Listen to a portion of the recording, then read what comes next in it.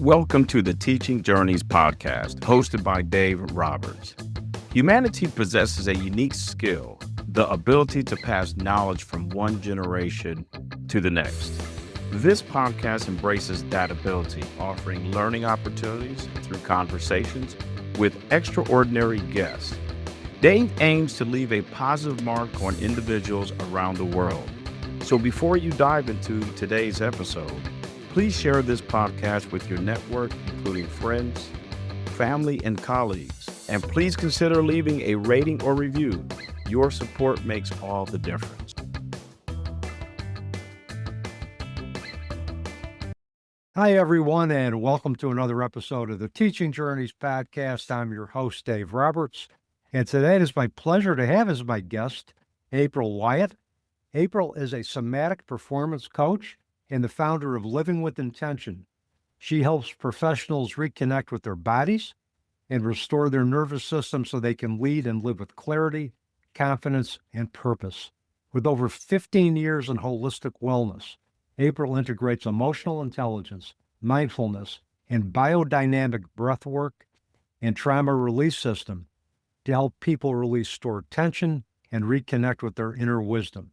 She is also the host of Living with Intention Live and leads restorative retreats around the world, creating spaces where people feel safe, seen, and supported as they reconnect with themselves and create ripples of positive change in their communities.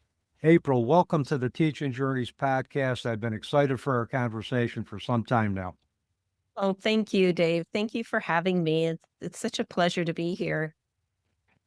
You're welcome. And we have to give a shout out to one of the master podcast connectors in our industry, Steve Ramona. Steve, I know, had interviewed you for his podcast, and Yes. he introduced us, and he thought you would be a great fit for and be in alignment with the other guests that I've had on the program.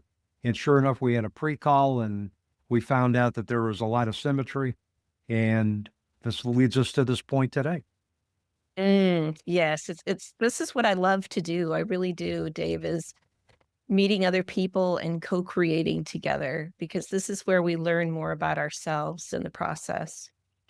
Yeah, and I think we're better together than we are separately, because when we For sure. co-create, I think we feed off of each other. Each co-creator feeds off of each other. And I think we also learn from each other in the process as we're co-creating. Yes, I agree 100%. Yeah.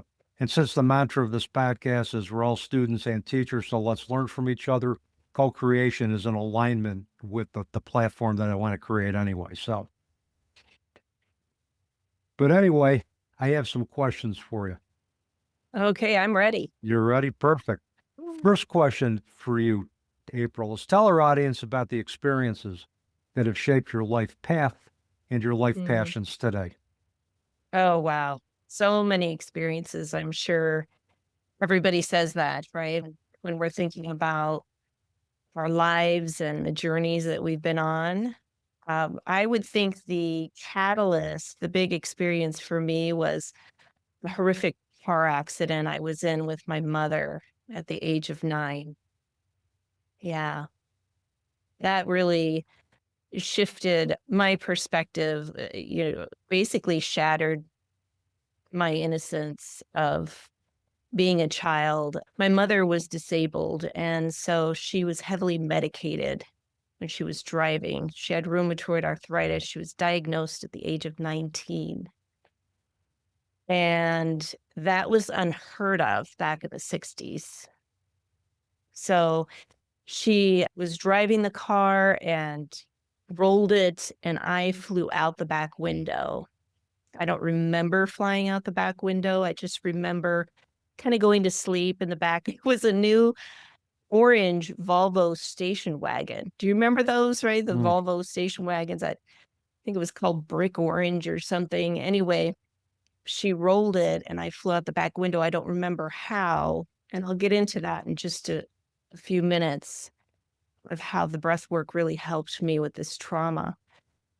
But when I had that experience, I was the one that was consoling her in the ambulance on the way to the hospital. She thought that she could have killed me. She had a mental breakdown.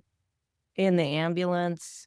And here's this 9-year-old child consoling the mom when it should have been the other way around, you know? So that's when the roles were reversed. And I felt that I didn't have anybody to rely on in my life. And I had to do everything on my own and care for her and the household even. So that's really the big thing for me was with that accident that projected me into a different state of being physically, mentally, and emotionally.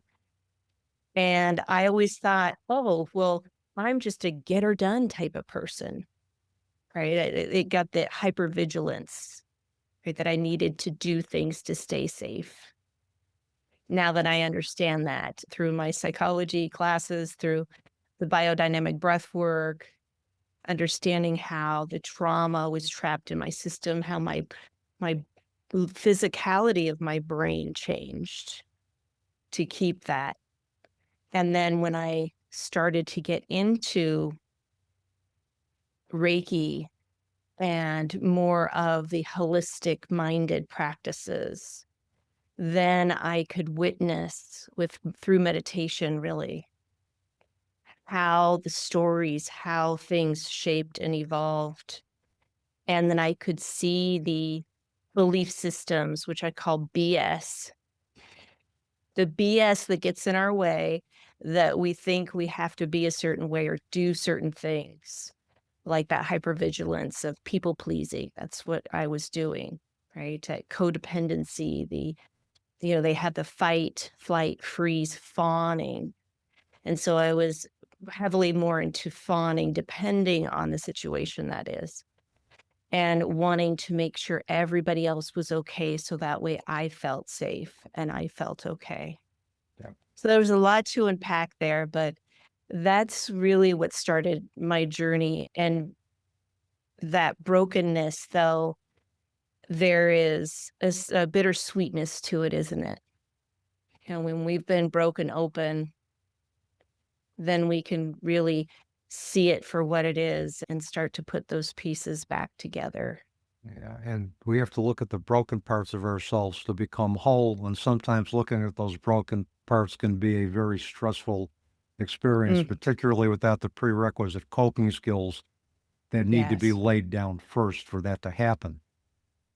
It sounds like it. exactly. Yeah, it sounds like, if you don't mind me throwing out just a couple of observations and thoughts after Mm, hearing your story, it sounds like at 9 years old, your childhood effectively ended. You had to take on the adult role with your mom. So yes. basically, I would imagine there was a certain amount of grief for not having a childhood, and for Mm, yes. And that didn't show up until in my 40s yeah, when I started to do the work and recognize that. And yeah, that's a keen observation, Dave. And it's more of now, I call them echoes, right? These remembrances, the even sensations in the body, as we'll get to with that biodynamic breath work, but those are echoes and it's asking to be heard, it's asking to be seen and held, however that needs to be for the person that's watching or listening here. There's no right or wrong way, although you holding space for those echoes yeah. is where the healing begins. If I may ask you too, how did what happened to you at 9 years old affect your relationships going forward, affect you as an adult? If you don't mind me asking that question, Not at all. because I know from my experience as a therapist, and early experience matters. And if that Mhm. narrative isn't changed, before that individual starts experiencing life outside of the family, the issues that they develop inside of that family carries out and impacts their ability to function in other areas. If you would address in terms of how your early experience informed your later experience and what the challenges were with that. Mm, yes, that's a really good question. And I think it takes a lot for somebody to step back and to see that the dynamics and recognize when there's those old patterns of I had abandonment issues, right? My mother emotionally, physically, right, abandoned me, even though she was still at home in bed a lot of the times, heavily medicated. And I didn't even recognize that, Dave. It's so interesting because I grew up with her in that state. I thought, oh, mom is just tired today. Her body hurts. My sister, who's older, I know when I was younger, don't bother mom.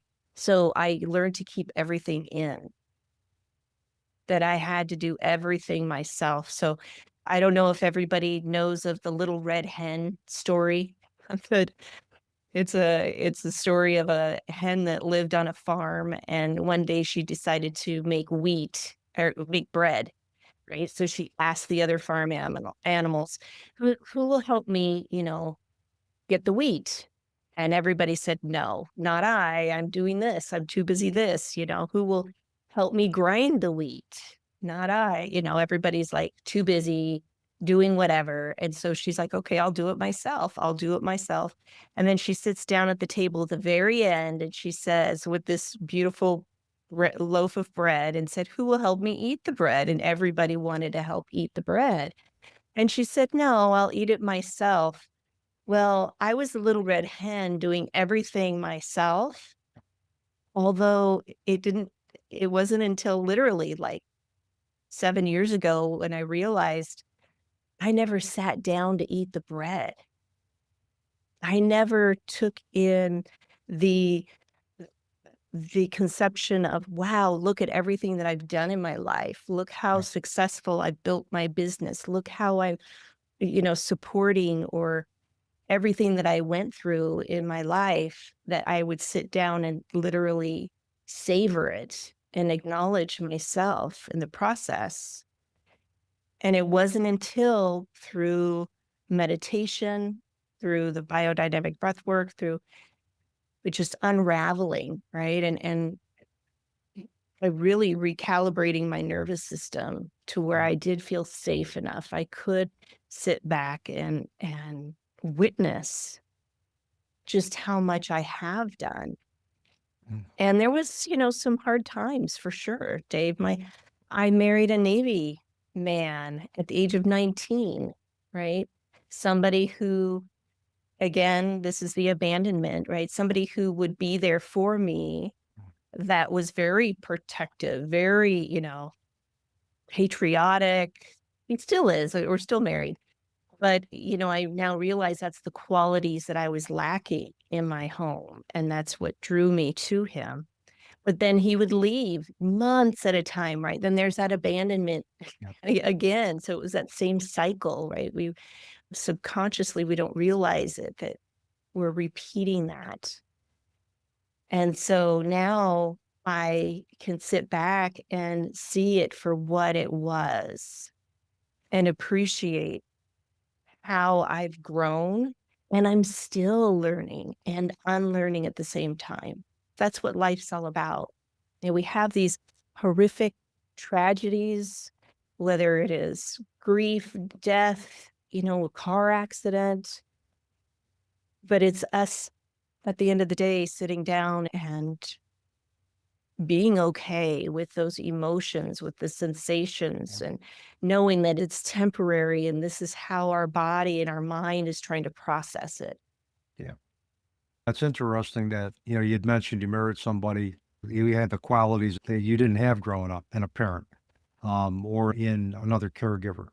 And also how the abandonment kicked in when he'd go away for months at a time, but knowing that that was part of the deal with him being in the military, that he could be deployed at any moment, Yes. or he could be restationed at any moment, knowing that he was going to be out of contact for a few months. But that still doesn't dispel the fear of abandonment, particularly when that's what you've experienced. And you mentioned emotional abandonment. Sometimes I think that's worse than physical abandonment, because with Mm, emotional abandonment, the parent or the caregiver is there, but they're not accessible. yeah. And to me, that is just as traumatic, if not more so, than physical abandonment. It really is. And I didn't even see that until I had a really deep meditation experience. And it was just it was like an awakening, Mm. right? And a lot of tears, a lot of, I could feel that pain of that 9-year-old or even younger, because was happening even before the 9-year-old, you know, Mm. self that experienced that car accident. Yeah, and it's interesting also with siblings, right? So my sister, her experiences in life versus my experiences in life, and I think that's kind of where we get kind of caught up at comparing ourselves to Yeah. other people. Why am I feeling this way when my sister's just like, oh, la di da. It's just she's doing her own thing, and she doesn't remember the things that I remember. And that's so fascinating to me, the mind and how we conceptualize or relate Mm. to our own traumas. Yeah, I mean, we talk about parents having 3 kids and they're raised in the same household, but they react to things very differently. And I've talked to individuals who have told me they've come from big families, and let's say alcoholism is the factor that has led to complications in that family. I've had individuals tell me that I have very much of a different perception of my father's drinking than my siblings do. And maybe because of birth order, maybe because of a variety of different things. But that might be one of the great mysteries in terms of why those reactions are so different, particularly those reactions where one individual like yourself is totally affected by the trauma of your mother's condition, the accident, and where your sister can just let it roll off her sleeves and just go on as if nothing had happened. Hmm. Yes. Or even maybe she is a little aware, right? She's very aware of my mother's condition, but maybe more so like in denial. Like Mhm. she doesn't have the capacity to kind of go there and unpack that for herself.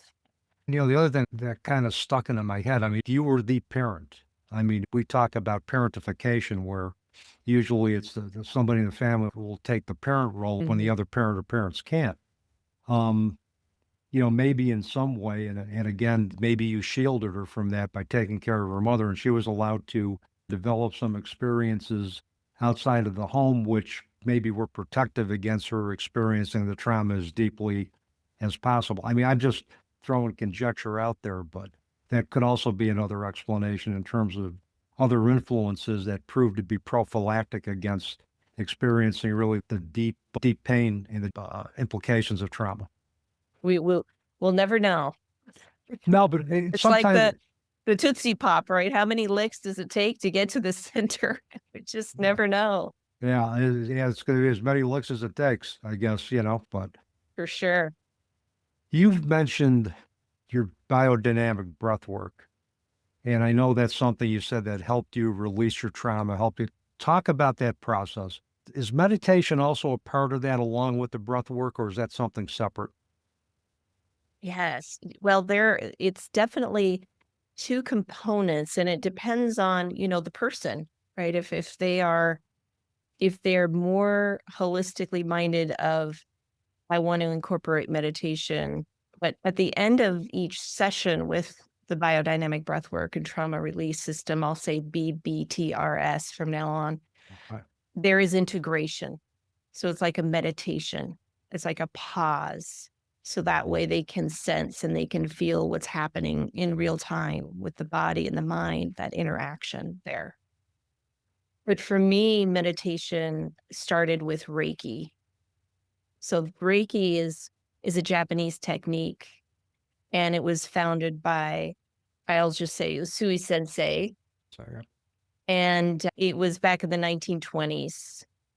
And he had an experience on Mount Kurama in Japan, and he brought this healing modality forward. And since then, it's spread across the world globally. And so I've always been curious about energy, about people. Even though my mother was disabled, she was open. She was open and curious about other modalities as well. such as meditation, such as circle work, sitting in meditation with a group of people. I believe that was her trying to access something outside herself to help regulate, right, her nervous system and this disease that she had. And so she would share her stories about sitting in circle with people and the meditation. So once somebody told me that I would be really good at Reiki, I was curious about it. And then part of the training or modality is to sit in Gasho, which is a meditation, a type of meditation with Reiki. So I got used to that. So incorporating meditation every day, I still do it every day, really helps me to create a baseline for the day and to let things just drop away. So I'm not carrying forward any more static, right? Anymore, anything like that, of that nature. So when we get into the biodynamic breath work, as you asked, when people go through the training, there is a meditation they ask for the trainees to incorporate every day. And it's more of a movement meditation, though. It's Osho meditation. And so that includes breathing and moving the body. And sometimes there's music and sometimes there's not.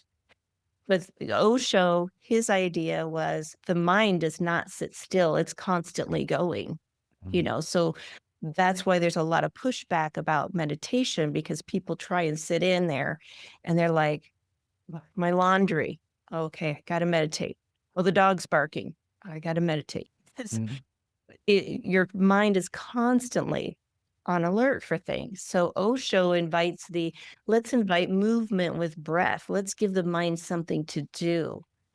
And then soon it kind of becomes like a runner's high, people who run, right? You're just in that mode and you're running. And then all of a sudden things become clear in your mind because you're giving your body, the nervous system, something to do.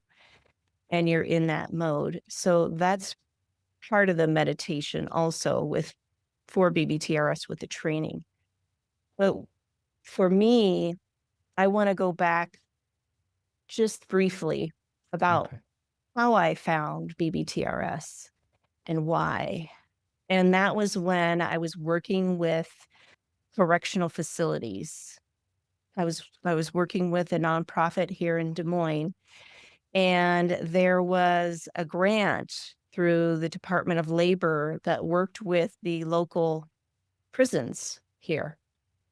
And they wanted them to returning citizens, people that were going to be released, to give them some sort of programming to when they get out in the world to at least learn a little bit of something of self-care, of mindfulness, that type of thing. So that's what I stepped into, more of a wellness.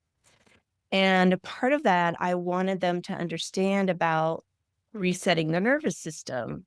And I walked them through a very simple box breathing. So that's breathing in for 4, holding for 4, breathing out for 4, holding for 4. And I did 3 rounds of that. And this is in separate locations with a men's facility and a woman's facility. And both genders, they experienced the same thing. And it was, what just happened? Like I don't think they've ever been in their parasympathetic nervous system.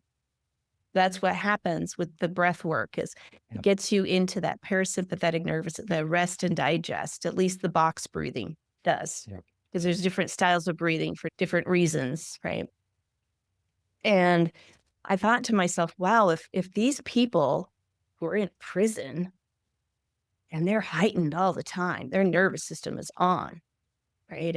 And probably, most likely, as science has shown, in utero, they were probably experiencing that same thing because they're born into an environment where the mother doesn't feel safe, survival mode. And so being able to witness this shift of their eyes would open, they would just look around like, what just happened there? And then I thought to myself, wow, there's something to this, breath work. So I started researching, and this was in 2018. And I found biodynamic breathwork and trauma release system, and I signed up for a program that started in 2019. And I'm so grateful that I did, because I didn't realize, and this is what most trainees say when they're going through the program, and this is an extensive program. Mm-hmm. This is in depth. People will have the link for them to look up biodynamic breath work so they can see what it's all about. It's not a one and done weekend retreat. This is hundreds of hours and, in person. That's why I was able to do it in person and online.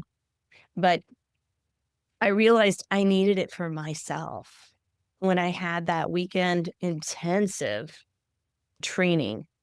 It was, wow, I had no idea this was held in my body. And so taking that forward and learning more about myself in the process, learning how to stay in that space with other people when they're literally like unwinding from all this tension and traumas and things. And I want to also say something about trauma here. We're talking about not the cognition or the memory of the trauma. We're talking about embodied in the body trauma. And science has shown how the fascia, the connective tissue between the muscles, actually holds emotion and memory. And so this is why we feel tense. This is why the body starts to armor. It gets closed in because it's trying to protect. So with the biodynamic breath work, you asked about meditation, and I said, well, that's integration at the end. So through the whole components of biodynamic breath work is, of course, the breath, but it's an embodied breath. There's so many different types of breath work modalities out there now. It's like yoga, right? You got to find the right one that fits you. And this is embodied. So it's not rapid, get out of your body, having this big experience. It's let's just activate that sympathetic nervous system just on the outer edges here. So that way people feel maybe a little lightheaded. They feel maybe some tingling in their hands or their feet or warmth or coolness. That's when you know that the sympathetic nervous system has been activated. And then we invite a movement. That's a second component, right? With the breath, there's already movement, the chest, ribs, but even bigger movements. Because when we do experience trauma, which is an event that was disrupted in the body, doesn't have a way to release, to move it out, because we're taught, don't cry, we freeze, usually as little kids, right? Like rabbits, right? And we're holding, but we don't have that space to release it, to express it emotionally, physically, writing, even. That's an expression. So when we invite that movement, then that allows the fascia to open up a little bit more. And guess what? Most of the time, emotions come out because that's what we've been holding. We don't allow ourselves to express those emotions.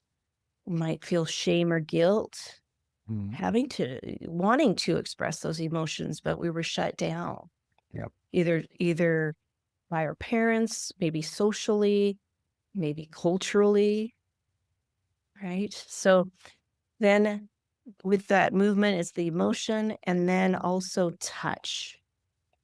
So if we can breathe, and then, for example, if I was leading you in a breathwork session, Dave, and I see you keep kind of moving your head like this, and I'll ask you, what's happening back there, Dave? I see that your neck is kind of moving a little odd. Oh, I'm feeling this tension, and you automatically already put your hand back there. I say, let's get in there. Just press gently but firmly back in your occiput area. Mm-hmm. We hold a lot of tension in that back area because that's where we are looking and we're scanning, right? This is kind of our fear in the back Yeah. of our head and neck. Yeah. And so Yeah. if we can just breathe a little deeper and kind of push into that spot, like a long exhale, kind of drag your Right. fingers a little forward towards your jaw, even breathing a little deeper as you do so. Yeah, I see your eyes soften as you do that, Dave. Yeah. Yeah. Maybe even moving your jaw a little bit too, right? There's so much we hold here in this whole oral belt, we call it, the different Oh, belts of yeah. tension that we work through the breath work. Yeah, And I so, I could feel the tension back there too, and that's just from sitting. yes, yeah, it's just, and we just think of it as a natural thing because we hold all this tension. The Yeah. body holds everything for us. And then that sixth component is the integration. That's the meditation that I'm coming full circle now. So it's really about being with the body and Yep. allowing that to release, Yep. allowing space for things to be bubbled up to the surface. Yeah. Yeah. And this can help with, overwhelm. So many people say, I'm so overwhelmed right now, or I have so much stress. Everybody keeps saying it, but what is it? Where is it? Mhm. How is your body holding it? Yes. How can you breathe just a little deeper into that space? It's like an instant pot, right? We have Mhm. all this pressure, just there's a little quick release valve right there, right? Yeah. Just take a deeper breath. Just ease that pressure and that tension. And the biodynamic breath work is a beautiful way to experience that. And I've supported so many different people from all over the world with this modality. And it all comes down to finding that safe space, Yeah. finding that, and we have a resource too. That's what sets biodynamic breath work apart from other modalities is not only are we breathing, we're feeling, we're touching, we're releasing all this stuff, but also we pendulate into a resource, a safe space that we identify even before the session starts. So that way people in real time, they can sense, wow, Yeah. I felt that tension and I know I have a resource too. Yeah. And this is what building capacity for your nervous system is all about. This is where we enhance our emotional intelligence. Mhm. Yeah. I know that was Yeah. a lot. But it all makes sense because look at Bessel van der Kolk's The Body Knows a Score. That's where we keep trauma. And and that's why talk therapy by itself isn't going to help individuals who have trauma because if you could tell us it's important for them to tell the story.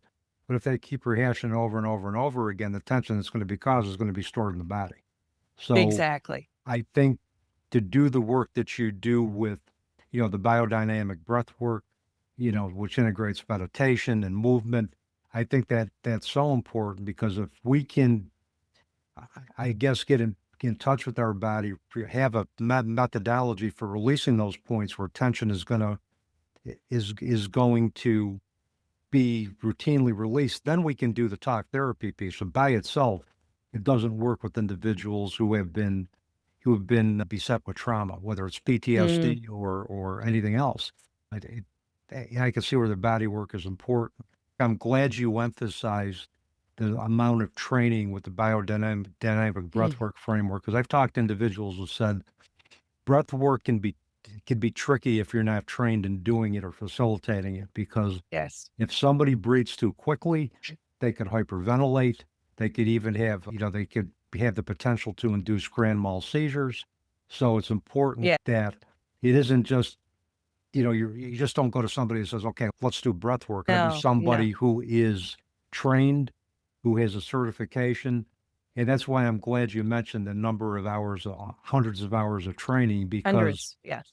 it can be a tricky path to negotiate if you're not well trained in it. And also, I think, Dave, yes, exactly. 100%. but also it really falls on me, the practitioner, to connect with this person. It's somebody reaches out to me curious about biodynamic breath work. We're having a discovery call. I'm explaining things to them. I'm asking them more in depth questions. Why are you curious about this? What are you hoping to achieve from this? Yep. And then I let them know that I'm simply a guide. I don't fix anyone. But them being able to show up and sit in that space with me, that's just enough. And also, I need to say that sometimes this type of breath work isn't a good fit for people. People with severe mental challenges, people with epilepsy, Yep. with asthma, of course, right? People who are pregnant, that's no. You know, Yeah. because, that constricts the blood flow, right? Yeah. So we want to keep everything going well. So yes, it's not oh yes, BBTRS is for everyone. Let's come and breathe. No, it's science-based. There's a structure. There is an intention and a purpose for it, and we need to stay within those guidelines. Now, as a coach with your Living with Intention enterprise, do you do primarily biodynamic breath work, or do you do other techniques based on client need and request? Basically the latter.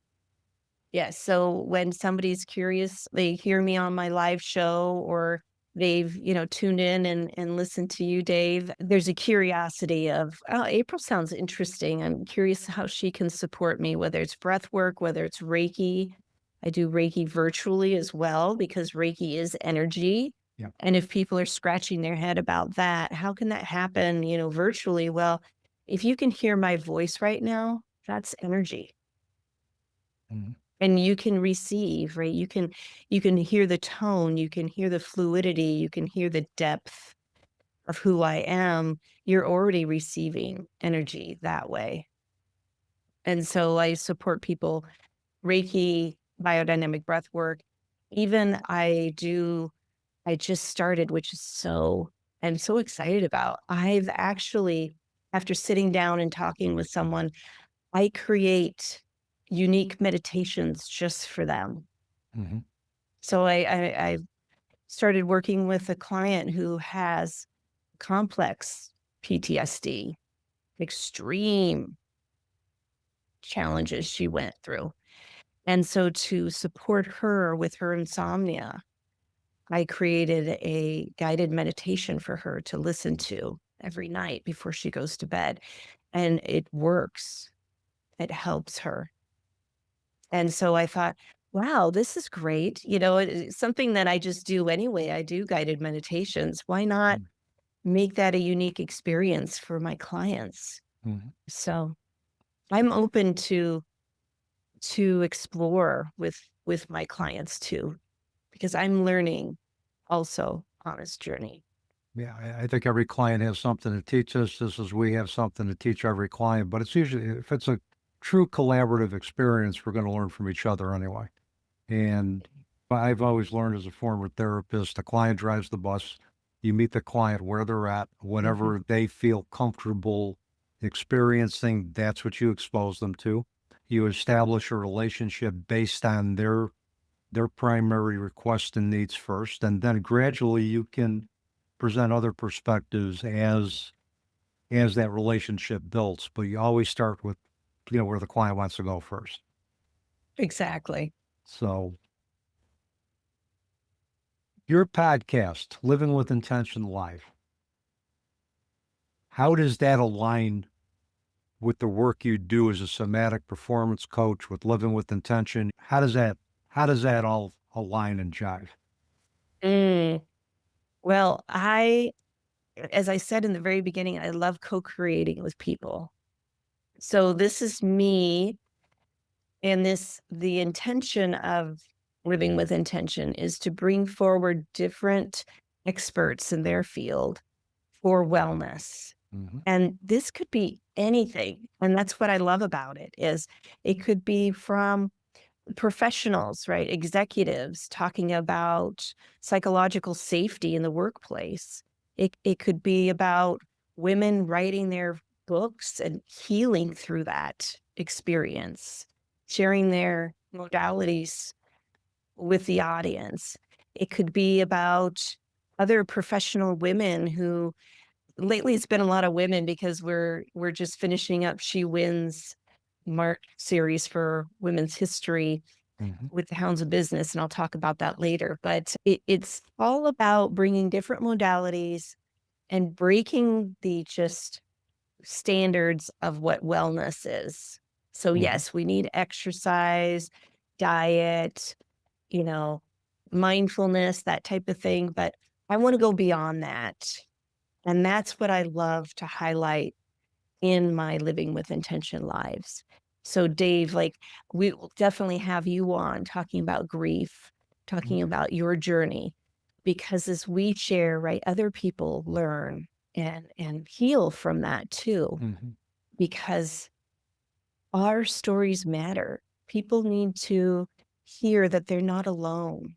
Yep. And that's what the big thing is. It's not just something happening to me and they have to suffer through it or think that they have to hold on to something. They know that other people have gone on that same journey and they have some golden nuggets to share, Mm. to give hope, give that space. Absolutely, yeah. You just let me know when, and I'll be there. Yes, it'll be fun for sure, I know. Yeah, it will be. And as much as I enjoy holding space for yours and other individual stories, I'm very open with sharing mine, and hopefully that'll help somebody who's listening, or at least give them hope. Which is, I think, together as a group of light healers and practitioners, we can bond together to do that, to give people hope. Give Mm, people understand that there are different perspectives that can get them through challenge, and that they're not alone. So. exactly. You mentioned the Hounds of Business, so let's talk about the Hounds of Business. It was a fascinating concept to me. So tell me how you got involved with that. I think Steve Ramona is also involved with them. Am I correct? Is Steve Steve involved with them? Ramona is a supporter of Mike Ashebranner, who's the Yes. founder of the Hounds of Business. And that's how I discovered Steve was on one of Mike Ashebranner's live shows. And Steve said at the very end, if anyone's listening right now, email me. Here's my email address. That's what I love about Steve. He's just very down to earth, such a likable, amazing person. And he said, I'll send you a copy of my favorite book. And I thought, wow, well, I really like this conversation. I'll email Steve and see what happens. Sure enough, I got the Missing Secret book from him. And so that was nice. But with Steve Ramona and Mike Ashebranner, so they're both master connectors. They connect people. Hmm. What I love about the Hounds of Business is it's the same type of people as I am, right? They're business leaders, they're professionals, and they're looking for community that levels each other up. So, what does that look like? Well, let's say, Steve Ramona, I met him through Mike, right? And now I got to know him. So, I'm more apt to refer people to Steve Ramona. Hmm. People are gaining more clients, more warm introductions, more spotlights on podcasts or live shows and things of that nature. And it works so well together because everybody when one person wins, we all win kind of thing. Yes. Yes. And it really is that way in the Hounds of Business. And it's so nice to be on LinkedIn. That's the platform that they are Yep. on. And not feel that you're just putting posts out and no one's listening because we have our own network on the Mighty and that we reciprocate our posts. We share our posts and people comment, share, like, refer other friends to it. And so it's a lovely community. So if anybody's curious about that, Search Pounds of Business or Mike Asherbrand or DM me, and then I'd be more than happy to give more information about that. It's That for sounds, entrepreneurs, it's for business owners and CEOs. We have doctors, lawyers, we have podcast hosts, we have so many different people on there that make up the collective of it. That's what I love about it too. So, yeah, I mean, the importance of community is not only just, for individuals who've transcended trauma, but for business. I mean, I was mentioning to another podcast guest that the movement in terms of heart-centered leadership, as mhm, opposed to bringing more of the exactly what it humanity. is. Yep. And Yeah. Steve Ramones, I mean, doing business with the servant's heart. And Yes, so, and it's bringing that heart back into the business world and among entrepreneurs so that they're sharing resources, they're connecting, and they're also in the process with those shared resources, they're helping others. And in a sense, again, making the world a better place. for sure. Exactly. That's all it's all about is, Yep. we want anybody wants, right? Happiness. Mm-hmm.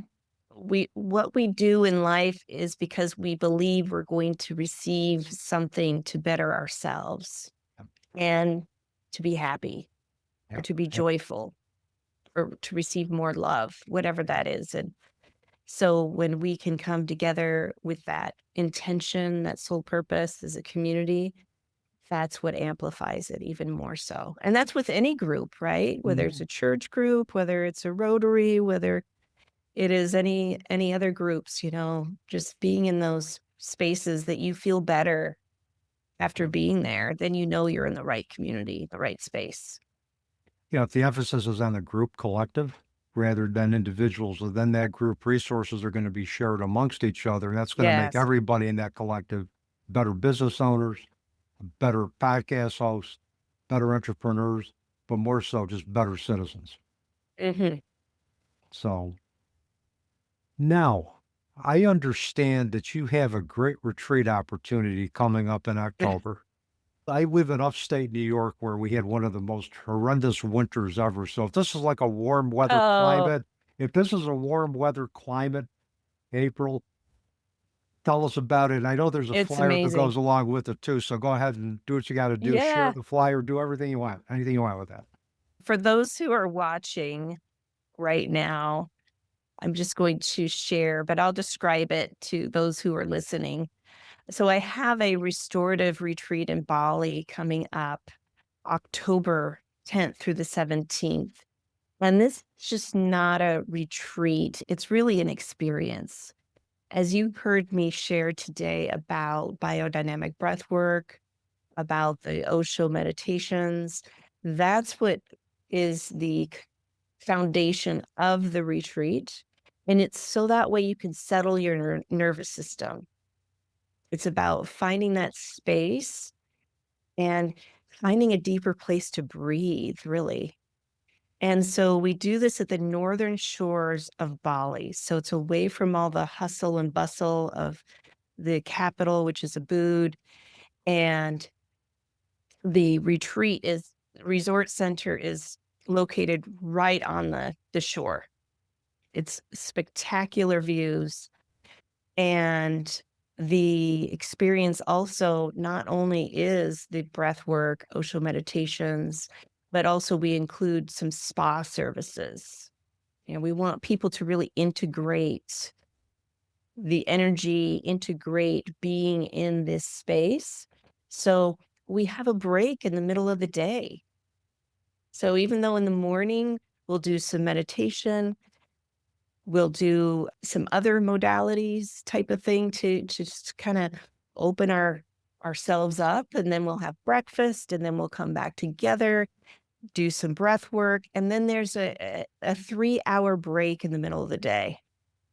So that way you can go snorkel, you can go sit by the pool, you can go chat with other people, you can go take a nap. All the times people say, I just want to get away, or I just want Yeah. time for myself to do X, Y, and Z. That's the time to do it. And then we come back together for another shared experience, such as a Reiki meditation. And so this is really regulating your nervous system. And then we allow more integration in between those days by going off property. We're going to go on a waterfall hike. We're going to hike through the jungle. It's not very extensive. It takes about 20 minutes. It's an open trail, open path. We're not climbing over boulders or anything like that. It's a very clear path up to this beautiful waterfall.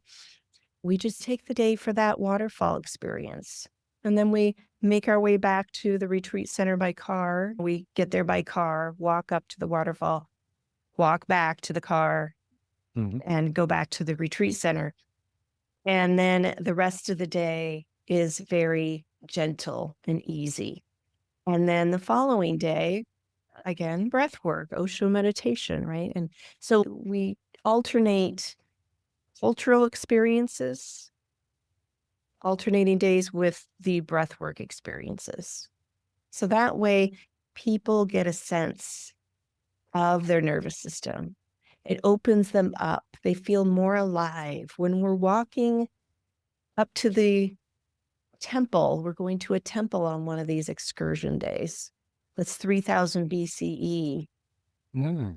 You just take in just the architecture, the people that are there. Balinese people are so compassionate and kind. And experiencing a water purification ceremony with one of the local priests there, that there's a natural spring that is flowing out into the ocean, and literally we receive this purification, and it's such a beautiful experience. So this is what I love to do. I thought, I love culture. I love learning about people. I want to get out and see the world. And if this is what I like to do, I'm sure there's other people out there that would enjoy this too. So this is what we're offering. There are payment plans available, and you can find that information on livingwithintention.co. It's not .com, it's .co. Or you can message me directly. If you are watching this, there's a QR code in the upper right-hand corner that you can take a picture of and get more information that way too. We want this to be accessible to everyone. So please reach out. If you feel that something that I shared today really settled with you, then Bali would be a lovely experience. Yeah, I would agree. And there's no snow in Bali. No, there's no snow in Bali.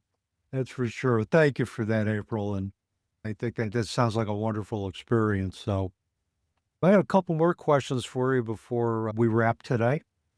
Okay. And my first question, you've left us with so many good things today about biodynamic breathwork, meditation, how trauma is held in the body. But I'm going to ask you for one more takeaway. What's the one thing you want to leave our audience with today, April?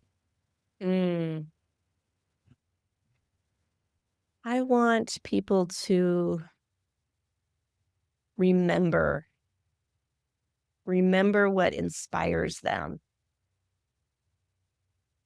And even in the morning, when the alarm goes off, right away, we're already thinking about what we didn't do yesterday or what we need to do today or any of that. Just pause. I invite you to pause and just take a deep breath in and ask yourself, what's my inspiration for today? How do I want to feel at the end of the day?